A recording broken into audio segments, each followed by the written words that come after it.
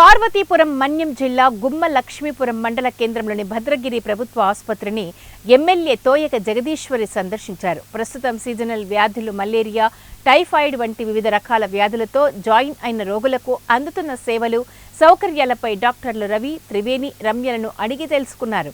అలాగే 2020 సంవత్సరంలో శంకుస్థాపన చేసి 22 జనవరిలో ప్రారంభం కావాల్సి ఉన్నా ఇంకా ప్రారంభానికి నోచుకొని 50 పడకల ఆసుపత్రిని సందర్శించి పలు లోపాలను గుర్తించి వాటిపై చర్యలు తీసుకోవాలని సంబంధిత అధికారులకు ఫోన్ చేసి హెచ్చరించారు.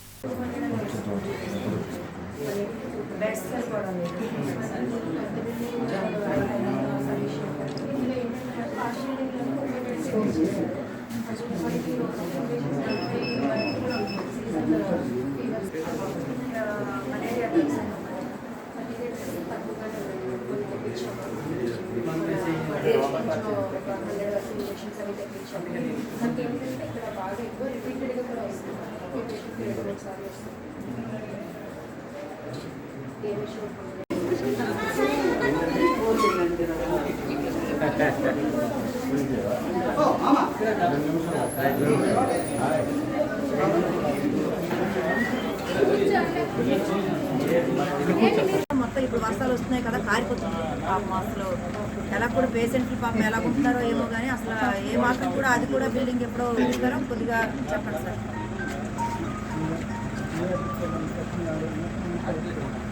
చేయండి సార్, చేసి చేసి ఎప్పటికీ ఇవ్వగలరు అని మీరు ఒకసారి చెప్పండి.